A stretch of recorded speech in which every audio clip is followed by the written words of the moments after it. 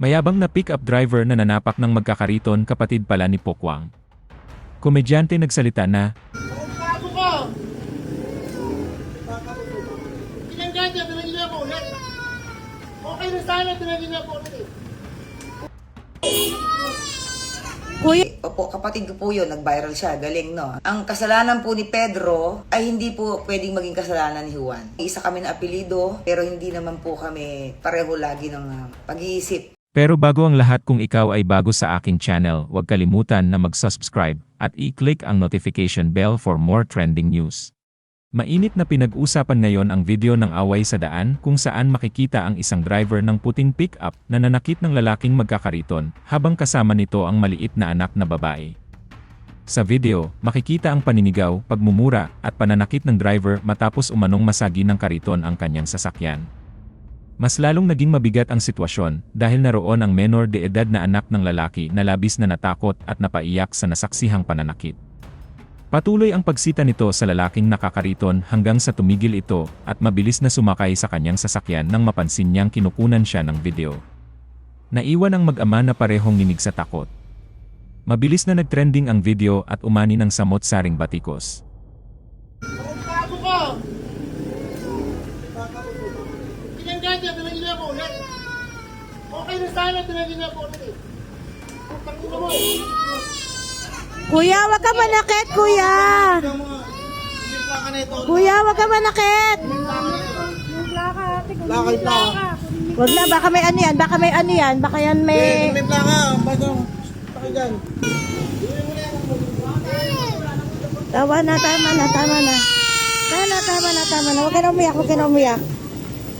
Huwag ka na umiyak, huwag ka na umiyak, huwag ka na umiyak. Uwi ka na, wina, wina, wina, wina, wina. Wina, wina. At umabot na ito sa opisina ng Land Transportation Office o LTO. Agad inatasan ng pamunuan ang kanilang Intelligence and Investigation Division na maglabas ng show cause order laban sa driver. Kasabay nito, ipinatupad ang 70 araw na preventive suspension sa kanyang lisensya habang isinasagawa ang investigasyon, batay sa mga ulat at salaysay ng mga saksi. Binabaybay ng mag-ama ang kalsada sa Barangay San Roque tulay sa Antipolo City nang biglang umanong dikitin ng pick-up ang kanilang kariton. Dahil dito, nalaglag ang batang sakay ng kariton at nagsimulang umiyak sa takot. Sa halip na huminto at makipag-usap ng maayos, nagalit ang driver at sinaktan pa ang ama sa harap ng kanyang anak. Dahil sa pangamba na mas lumala ang insidente na magitan ang ilang nakasaksi sa lugar. Ayon sa LTO, ang ganitong asal ay malinaw na paglabag sa responsabling pagmamaneho at hindi katanggap-tanggap sa lansangan. Mariin iginiit ng LTO na hindi nito kukonsintihin ang anumang uri ng karahasan sa kalsada, lalo na kung may sangkot na bata. Kinilala ang driver ng pick-up na si Carlo Tano Subong, kapatid ng komedyante na si Marieta Subong o mas kilala bilang Pokwang. Kaya naglabas ng pahayag si Pokwang kaugnay sa viral video ng driver na nanapak ng isang amang nagtutulak ng kariton habang pumapalahaw ang anak nito. Sa latest Facebook post ni Pokwang, inamin niyang kapatid niya ang naturang lalaki sa kumalat na video.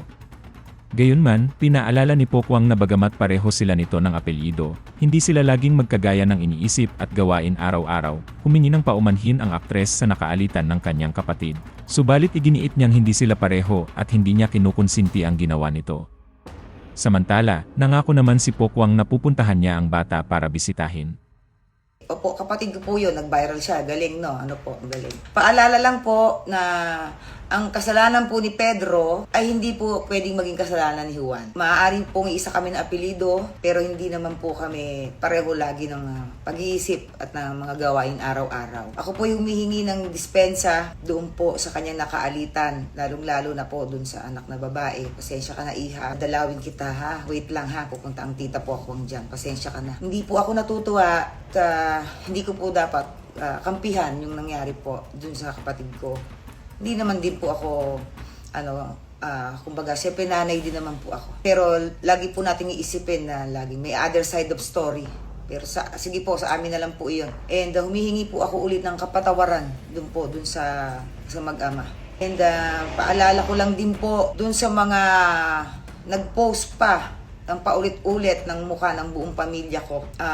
May tinatawag po tayong cyberbullying, cyber libel. na po, dun po sa mga ibang politiko na nakisakay po, na hindi naman taga-Antipolo, nakakaloka. Na nag-post pa kayo, sir, yun ako sino kayo. Ako taga-Bicol kayo eh. Ingat po kayo, kasi mambabatas pa naman kayo. So alam po ninyo dapat po yung tinatawag dating cyberbullying, sir. Okay? Pinost po ninyo yung mukha ng buong pamilya ko. Kapatid, isa lang po ang may kasalanan, pero buong mukha na. Yung asam po, yung privacy, yung protection po ng pamilya ko. Hindi po ako kumakampi sa kapatid ko, pero sana, nag-iingat po kayo sa mga post ninyo, sa mga comment ninyo.